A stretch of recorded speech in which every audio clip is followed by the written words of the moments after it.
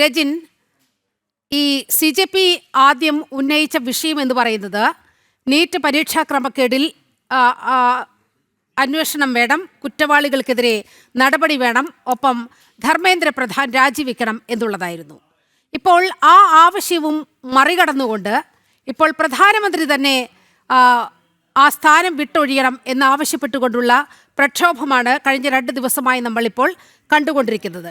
ഏറ്റവും ഒടുവിൽ രാജ്യത്തിൻ്റെ പ്രതിപക്ഷ നേതാവ് തന്നെ, പ്രതിപക്ഷ MP-മാർ തന്നെ ജന്തർ മന്ദറിലേക്ക് എത്തി, പ്രധാനമന്ത്രിയുടെ വസതിക്ക് മുന്നിലേക്ക് എത്തി വലിയ പ്രതിഷേധങ്ങൾക്ക് സാക്ഷ്യം വഹിക്കുകയാണ് രാജ്യം ഇപ്പോൾ.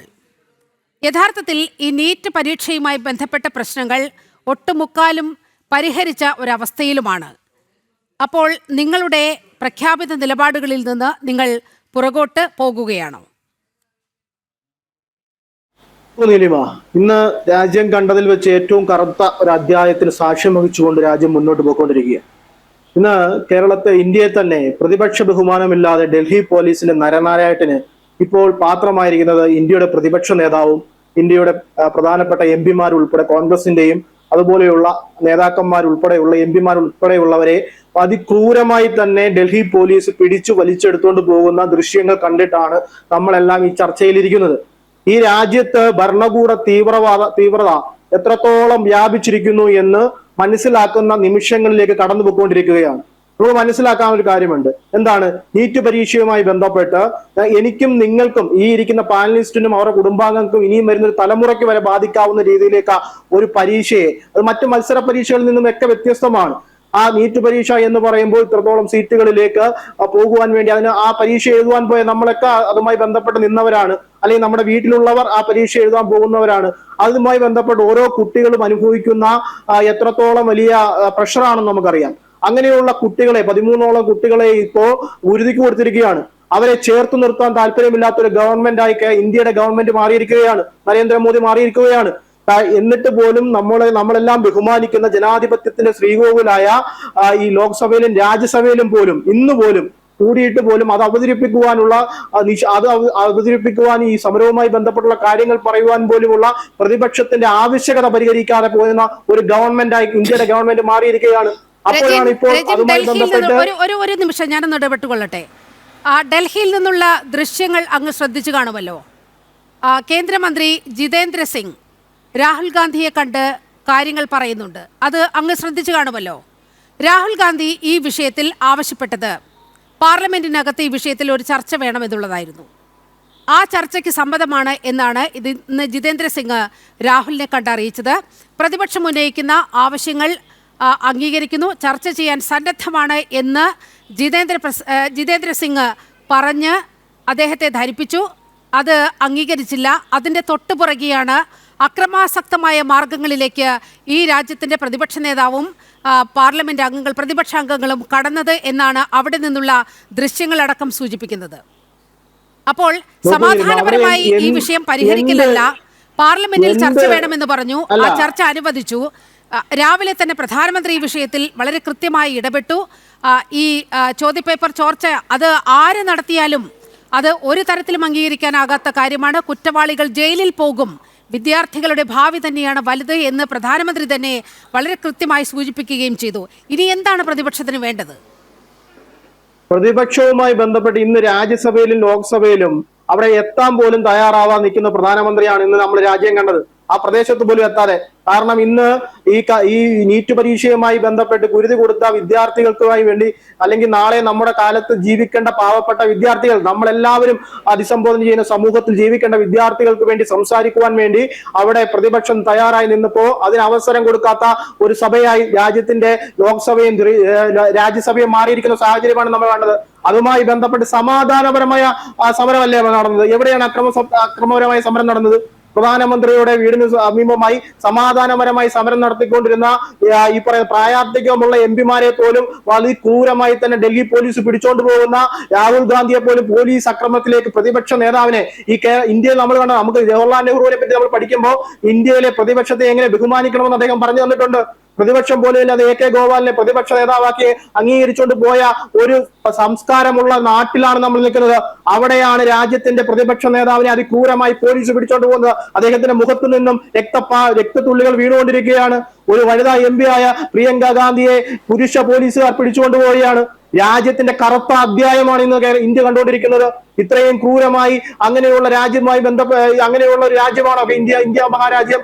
ആ ഇന്ത്യ മഹാരാജ്യത്ത് ഇതുവരെ കണ്ടിട്ടില്ലാത്ത രീതി പ്രതിപക്ഷത്തോട് ഇത്രയേറെ ക്രൂരത കാണിക്കുന്ന, അല്ലെങ്കിൽ ഈ നാട്ടിലെ ജനങ്ങൾക്ക് വേണ്ടി, വിദ്യാർത്ഥികൾക്ക് വേണ്ടി, സാധാരണക്കാരനായ ഓട്ടോ ഡ്രൈവറിനെയും കൃഷിക്കാരനെയും പട്ടാളക്കാരനെയും ഈ നാട്ടിലെ ആളുകൾക്ക് വേണ്ടി സംസാരിക്കുന്ന വിദ്യാർത്ഥികൾക്ക് വേണ്ടി സംസാരിക്കുന്ന ഒരു പ്രതിപക്ഷത്തെ അതിക്രൂരമായി തന്നെ പോലീസ് അങ്ങ് വളരെ സമാധാനപരമായി സമരം നടത്തുന്ന കാര്യമൊക്കെ പറഞ്ഞല്ലോ. ഇപ്പോൾ PCR-ന്റെ ശ്രദ്ധയ്ക്കാണ് ഡീൻ കുര്യാക്കോസ് അവിടുത്തെ ഒരു സുരക്ഷാ ഉദ്യോഗസ്ഥനെ കഴുത്തിന് കുത്തിപ്പിടിക്കുന്ന ദൃശ്യങ്ങളൊക്കെ ഇപ്പോൾ വളരെ വൈറലാണ് സമൂഹ മാധ്യമത്തിൽ.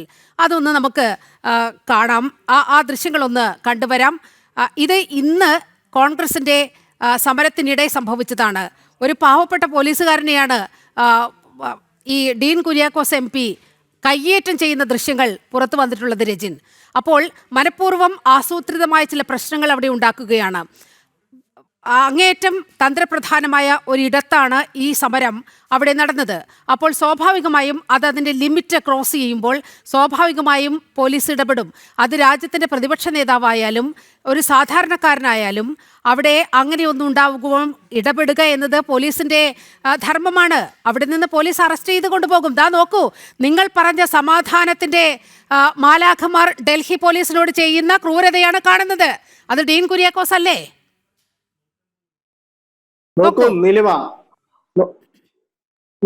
ഇതിനകത്ത് ഡീൻ കുര്യാക്കോസുമായി ബന്ധപ്പെട്ട് നിങ്ങൾ ഇങ്ങനെയുള്ള ആരോപണങ്ങൾ ഉന്നയിക്കുമ്പോൾ അതിന് മുന്നോടിയുള്ള ദൃശ്യങ്ങളൂടെ കാണണം. ഒരു MP എന്ന പരിവേഷം പോലും ഇല്ല. ഒരു MP-യുടെ ഒരു പ്രോട്ടോകോൾ നിൽക്കാതെ അവിടുത്തെ ഉദ്യോഗസ്ഥന്മാർ ആരാണ് എന്താണെന്ന് അറിയാത്ത രീതിയിൽ അദ്ദേഹത്തിനെ പോലെയുള്ളവരെ പിടിച്ച് വണ്ടിയിലേക്ക് തെള്ളിയിടുന്ന ചിത്രങ്ങൾ കൂടി നിങ്ങൾ കാണിക്കണം. ഇത് വണ്ടിക്കകത്തെ ദൃശ്യങ്ങൾ മാത്രം കാണിച്ചാൽ പോരാ. വണ്ടിയുമായി ബന്ധപ്പെട്ട് അദ്ദേഹത്തിനോട് ഇപ്പൊ കേരളത്തിൽ പിന്നെ ഈ പറയുന്ന MLA-മാരുണ്ടല്ലോ, BJP ഉൾപ്പെടെയുള്ള MLA-മാർ, കേരള പോലീസ് ആ MLA-മാർക്കെതിരെ ഇതുപോലെയുള്ള നടപടികളുമായി ബന്ധപ്പെട്ട് പിടിച്ചു തെള്ളി വണ്ടിയിലേക്ക് കയറ്റുന്ന രീതിയിലേക്ക് കേരള പോലീസ് നാളുകളിൽ മാറിക്കഴിഞ്ഞാൽ എന്തായിരിക്കും നിങ്ങളുടെ പ്രതിപക്ഷ നേതാവ്, നിങ്ങളുടെ നേതാവ് ഈ രാജ്യത്തെ ഭരണകൂടത്തോട്, സർക്കാരിനോട് ആവശ്യപ്പെട്ടത് എന്താണ്? ഈ നീറ്റുമായി ബന്ധപ്പെട്ട ഒരു ചർച്ച പാർലമെന്റിൽ നടത്തുകയാണെങ്കിൽ ആ പ്രശ്നം അവിടെ തീരും. ഞങ്ങൾക്കറിയേണ്ടതുണ്ട് എന്തൊക്കെയാണ് ഈ വിഷയത്തിൽ നടന്നിട്ടുള്ളതെന്ന്. കേന്ദ്രമന്ത്രി ജിതേന്ദ്ര സിംഗ് അവിടെ എത്തിക്കൊണ്ട് ഈ വിഷയം, അത് പ്രത്യേകിച്ച് പ്രധാനമന്ത്രിയുടെ നിർദ്ദേശപ്രകാരമാണ് ജിതേന്ദ്ര സിംഗ് അവിടെ എത്തുന്നത്. നിങ്ങൾ ഉന്നയിച്ചതുപോലെ പാർലമെന്റിൽ ചർച്ചയാകാം, ആ ചർച്ചയ്ക്ക് ഞങ്ങൾ സന്നദ്ധമാണ് എന്ന് അറിയിച്ചിട്ടും പിന്നീട് അവിടെ നടന്ന പ്രതിഷേധങ്ങളൊക്കെ നമ്മൾ കണ്ടതാണ് രജിൻ. അപ്പോൾ ഒരു വാക്ക് പറയുക, അതിൽ നിന്ന് പുറകോട്ട് പോകുക, പിന്നീട് അരാജകത്വം സൃഷ്ടിക്കുന്ന രീതിയിലേക്ക് കാര്യങ്ങൾ മാറ്റിമറിക്കുക, അതാണ് ഇന്ന് ഡൽഹിയിൽ കണ്ടത്. ഒരിക്കലുമല്ല. ആരെയാണ് നമ്മൾ വിശ്വസിക്കേണ്ടത്? ഇത്രയും വലിയ വിഷയം ഇന്ത്യ മഹാരാജ്യത്ത് നടക്കുകയാണ്. നമ്മുടെ മുന്നിൽ നമ്മുടെ പ്രിയപ്പെട്ട വിദ്യാർത്ഥികൾ ആത്മഹത്യ ചെയ്തതുമായി ബന്ധപ്പെട്ട ഒരു ഗുരുതി കൊടുത്തതുമായി ബന്ധപ്പെട്ട ഒരു ഗവൺമെന്റും അതുമായി ബന്ധപ്പെട്ട ഒരു വിദ്യാഭ്യാസ മന്ത്രി നിൽക്കുകയാണ്. നിങ്ങൾ പൊളിറ്റിക്കൽ ഈഗോ മാറ്റിവെക്കുന്നേ. നിങ്ങൾ പൊളിറ്റിക്കൽ ഈഗോയാണ് ഇവിടെ കാണിച്ചുകൊണ്ടിരിക്കുന്നത്. ആ പിന്നെ വിദ്യാഭ്യാസ മന്ത്രി രാജിവെപ്പിക്കേണ്ട ആവശ്യകതയില്ല ഇന്ത്യയില്. അങ്ങനെ ഒന്നും ചെയ്യാതെ പൊളിറ്റിക്കൽ ഈഗോയുടെ പേരിൽ അവരോട് ഒരു അവരുമായി ബന്ധപ്പെട്ട് അവരെ നഷ്ടപരിഹാരം നിങ്ങൾ ധർമ്മേന്ദ്ര പ്രധാന്റെ രാജി ആവശ്യപ്പെടുന്നു. ഈ പരീക്ഷാ ക്രമക്കേട് അത് എവിടെ നിന്നായാലും ആര് നടത്തിയാലും അത് പ്രതിഷേധാർഹം തന്നെയാണ്. ഇത് നോക്കൂ, നിങ്ങളുടെ കാലത്ത് 2006 മുതൽ 2014 വരെയുള്ള കാലഘട്ടങ്ങളിൽ ഉണ്ടായ പരീക്ഷാ ക്രമക്കേടുകളുടെ കൃത്യമായ ലിസ്റ്റ് എൻ്റെ കയ്യിലുണ്ട്. ഈ സമയക്കുറവ് കൊണ്ടാണ് ഞാനത് മൊത്തം വായിച്ചു കേൾപ്പിക്കാതെ ഞാൻ വായിച്ചു കേൾപ്പിക്കാം. ഏതാണ്ട് 10ഓളം ക്രമക്കേടുകൾ CBSE 12ാം ക്ലാസ് പരീക്ഷാഫലം, മെഡിക്കൽ, എഞ്ചിനീയറിംഗ് പ്രവേശന പരീക്ഷ, ഇതിലൊക്കെ ക്വസ്റ്റ്യൻ പേപ്പർ ലീക്ക് ഉണ്ടായി. എന്ത് നടപടിയെടുത്തു, എത്ര മന്ത്രിമാർ രാജിവെച്ചു എന്നതുകൂടി ഒന്ന് പറയൂ. നീലിമ, ഈ ഒരു വിഷയത്തെ അഡ്രസ് ചെയ്യുമ്പോൾ നമ്മളൊരു കാര്യം ചിന്തിക്കണം. ഈ ഒരു വിഷയം എന്ന് പറയുന്നത് നമ്മളെ എല്ലാവരെയും ബാധിക്കുന്ന കാര്യമാണ്. ആ കുരുതി പോയ, പിന്നെ ഇപ്പോൾ ഈ നാട്ടിൽ നിന്നും ഇല്ലാതായി പോയ വിദ്യാർത്ഥികൾ, അവർ ഒരുപാട് പ്രതീക്ഷകളുമായാണ് നീറ്റ് പരീക്ഷയെ സമീപിക്കുന്നത്. മറ്റു പരീക്ഷകളെ പോലെയല്ല, മത്സര പരീക്ഷകളെ പോലെയല്ല, മറ്റ് എക്സാമിനെ ഒന്നുമല്ല ഈ നീറ്റ് പരീക്ഷയുമായി ബന്ധപ്പെട്ട്. അതുമായി ബന്ധപ്പെട്ട് പോകുന്നവർക്ക് അതിന്റെ പ്രഷർ എത്രത്തോളം ഉണ്ട് എന്ന് നമുക്കറിയാം. കാരണം ഇത്രത്തോളം സീറ്റുകൾ അതുമായി